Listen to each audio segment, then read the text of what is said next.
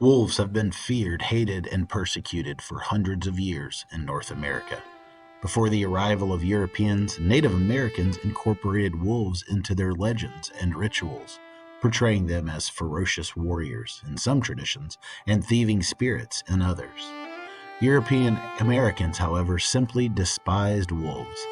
Many, including celebrated painter and naturalist John James Audubon, believed wolves ought to be eradicated for the threat they posed to valuable livestock. This attitude enabled a centuries-long extermination campaign that nearly wiped out the gray wolf in the continental United States by 1950.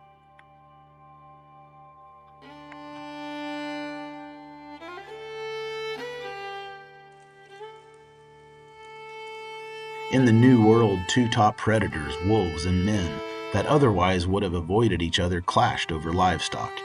Because humans and wolves frightened one another, they logically avoided confrontation, opening space between the species. But that space closed when European colonists brought horses, cattle, sheep, and pigs with them over the perilous journey across the Atlantic. Without these animals, sources of food and transportation for the European settlers, the colonies would most certainly have failed. But because most early colonial communities were small, livestock often grazed on the periphery of the settlements with little protection. Wolves quickly learned that docile cattle and sheep made easy meals. Suddenly, colonists found their livelihoods in danger, and they lashed out at wolves, both with physical violence and folklore that ensured wolf hatred would be passed down from one generation to the next. The campaign to eradicate wolves in North America began with private landowners and farmers baiting and trapping wolves. Often, colonists turned wolf baiting into both sport and protection for their livestock. Landowners created ingenious pit traps to capture the wolves.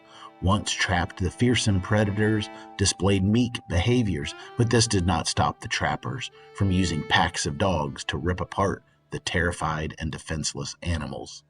In Yellowstone National Park, wolf baiting and hunting had become a lucrative profession.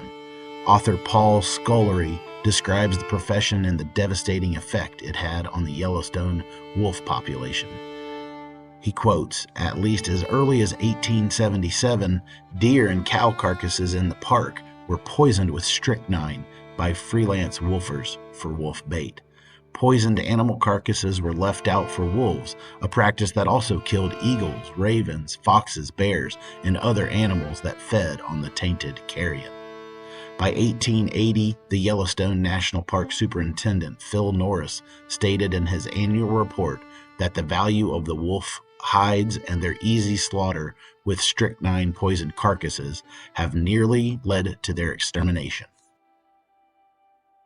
Towards the end of the 19th century, wealthy livestock owners increased both their demand for wider grazing ranges and their influence over policymakers in Washington, D.C.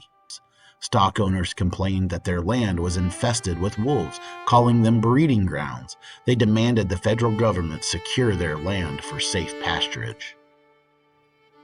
By the middle of the 20th century, government-sponsored extermination had wiped out nearly all gray wolves in the lower 48 states. Only a small population remained in northeastern Minnesota and Michigan, yet the Bureau of Biological Survey was still disseminating anti-wolf propaganda as late as 1940.